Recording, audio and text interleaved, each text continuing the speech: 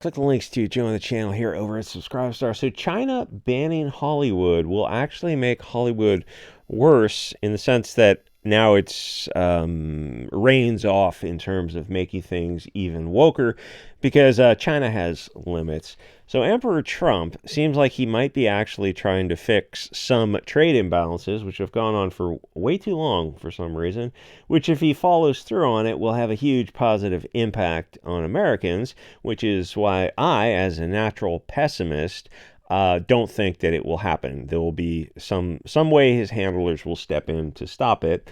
The globalists are on social media, and they are against bringing manufacturing back to America, which tells you that it would be a good thing.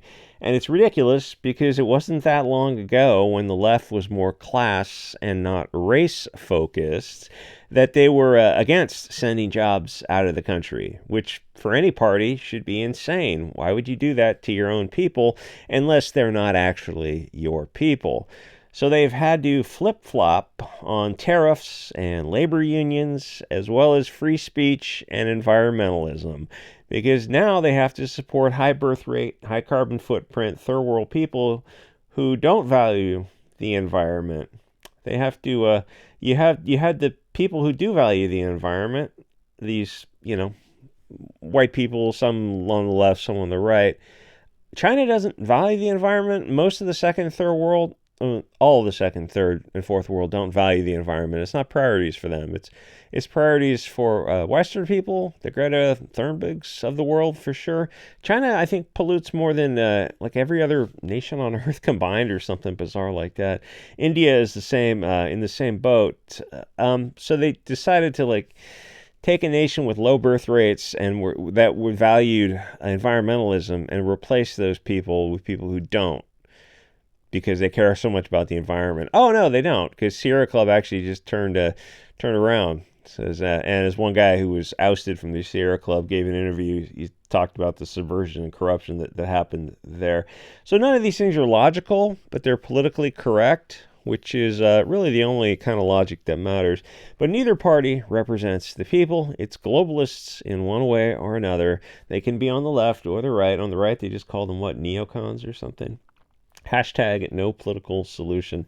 America has been sold out in phases, really starting in 1913 with the Federal Reserve. But they started to destroy the lower and middle class under Reagan in terms of globalism and sending jobs overseas.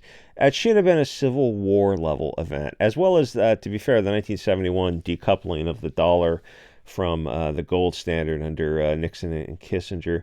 Clinton is more famous for getting blame for shipping jobs to Mexico, but the right wing was totally on board with it. It's not weak leadership. It's deliberate subversion and corruption, and Bush, who came afterwards, didn't fix things. So as a consequence, America was destroyed, and trillions of dollars went to foreign countries. It's so insane that people don't want to accept it, because then they kind of start to feel like, oh, we're living in this chaotic system and it's been chaotic for a long time, and you're not going to vote your way out of it. You have to fix it. I mean, I know how don't cut yourself with all that edge. Explain to me how, whether anywhere in Europe or America or Australia, explain to me how you vote a solution. You voted your way into this. It is way, way too far gone to think that conventional political solutions will avail you.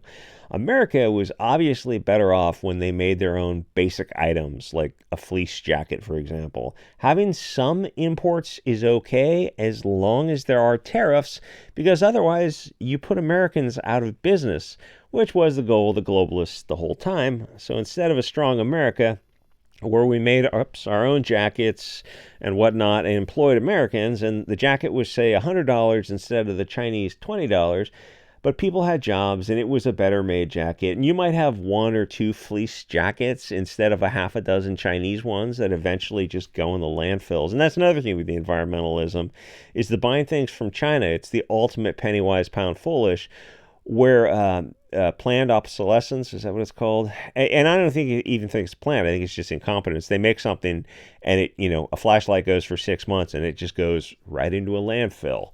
where if you made it in America or even like Germany or Japan or something, it's going to last you, you know, 20 times as long, and it stays out of the landfill, and it also doesn't use as many natural resources. But the left just doesn't seem to care about that as much. That's the left gave up on caring about the environment. Now they have to support the high carbon footprint, high pollution people and business models because the left is just in opposition to the right. And as manufacturing went out of the country, so did the capability and technology, and innovation started to die. The more dangerous consequence is America being dependent on other countries to the point where critical infrastructure is made by foreign countries. And it's just insane to say that aloud. And you go, well, how did we get here? You slowly boil the frog, and that's how you get here. And I mean, even to say that sounds embarrassingly stupid, like we should all feel ashamed that we got here, but we did get here. And the thing is, when you're dependent on foreign countries for critical infrastructure and critical parts, they can withhold those at any time. A country is supposed to be as independent as possible. Being dependent on China is just crossing your fingers and hoping that there'll never be an issue where suddenly they decide to stop selling you critical components or medicines, which China makes a lot of. So for many reasons, America needs to start making things again. And the left-wing soy jack pussies on Twitter say Americans are not going to line up to work in a factory for $2 an hour. But that's the point. Because if you stop importing from China, then you don't have to compete with them. You can have precisely what you had before you shipped those jobs overseas, where the father worked and off of his one salary, the mom could stay at home and raise 4 kids. You might not be wealthy working, I don't know, assembling cars or whatnot, but they had such a thing called starter houses in the 50s, 60s, even in the 70s. If you compete with China, you will end up making them very rich, and your country eventually will drop to the level of China. You can only compete with the second and third world by dropping to their level. People have seen this post-1964 Hart-Celler Act because suddenly you have third world people who will live 10 to a house and a massive influx of low-skilled labor, which raising housing costs and lowered wages. This destroyed the ability of people to buy homes in their early 20s like they used to. I know how crazy that sounds. And that and feminism also forced the woman to work. I hope most of them are regretting that decision by now. It's absolute insanity, and nobody looks around. Yeah, is it better to go to work, or is it better to stay home and raise 4 kids? Which one's more rewarding? Hey, if I'm wrong about this, I'm wrong. It's absolute insanity, and nobody looks around at this current situation and then looks to pre-massive immigrations of the 60s and notices that hey, everything has gotten worse. Just not quite the image of the America my grandparents told me about, or what I read about in history books, or even what I saw in documentaries. The dollar collapses daily, and the quality of life gets worse as social cohesion is destroyed. And you see that especially in times of national emergency. Hurricane Katrina should have been a massive, massive red pill for people to see what happens. And somebody said, like, if the East Coast cities went without power for 3 days, you would see people would be eating each other, and there'd be warlords. There'd be cannibal warlords of Liberia, but it'd be New York. If you showed your great-grandparents America today, they would ask you why you weren't revolting, because the power of the media to brainwash the cattle to accept it. Fixing America would require massively reducing Chinese trade, among many other things, which is, as I said, why I don't think it will happen. I mean, there's some predictive power in being a natural pessimist. You're right 90% of the time. There is a powerful group that's working to destroy America, as Kennedy mentioned before they took his head off with that unusual rifle. It was like a 6.5 millimeter, something weird, and they're not going to be stopped via elections. Insert the corrosion of conformity song here. Anyway, Hollywood, you win the no prize if you can name that song. Hollywood has been exporting to China as well, and it was never a big market. It was bigger before Hollywood had the 2020 meltdown, but it did bring in some money, and it's like you can think of that as just kind of free money. There's no reason for Hollywood to pass it up, except, of course, that it takes criticism of China off the table, which is probably a big deal when you start to look at the power of the media to influence people's decisions. The Richard Gere movie was probably the last big Hollywood production that went after China. I think that was in the 90s. But Hollywood would censor movies for China. They don't like blacks or gay stuff. So Finn in Star Wars was moved to the back of the poster. And the Black Panther wore his mask. And they put gay scenes in movies carefully because they have them so they're in the background so they can just edit them out for China. But Hollywood started to go crazy after 2016 election, and then they lost their minds over the 2020 Black Communist Soros riots, and Hollywood started to lose serious money in the big screen and in streaming. Their virtue signaling made movies that were just unwatchable.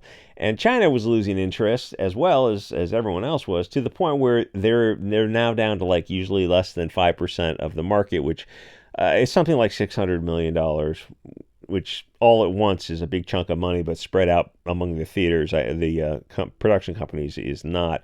Which makes one wonder why Hollywood would even bother pandering to them in the first place if it was under 10% of the market, where if you could make better movies, you'd get more of that. If you just said, you know what, let's forego China, their yuan is not strong enough.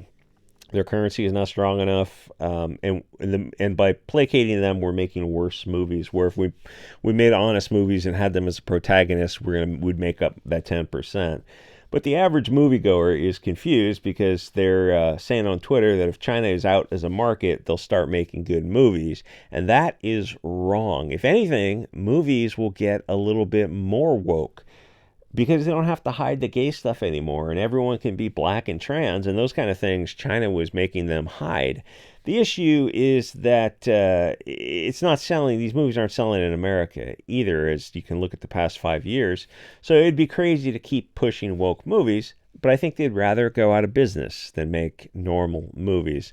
Now, if China was really closed as a market, then you'd see them in the movies probably more often as the antagonists, and they'd start covering human rights abuses in China, of which there's no shortage, or maybe spy versus spy type of movies like they did with the Cold War in Russia in the Tom Clancy days of the 80s. The future of Hollywood is bad, no matter if they market to China or not. The Chinese like action movies with hot chicks and white people. The Transformers type of movies with Megan Fox running across the desert, where it's just a big boob girl and a bunch of CGI explosions in the background. Hollywood doesn't make those kind of movies anymore. It'd be kind of fun if they did.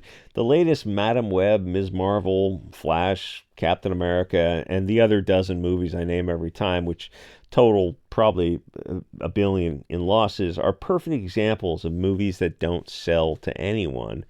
They made Snow White with 2 non-white lead actors, or The Little Black Mermaid, which took like 3 years to break even.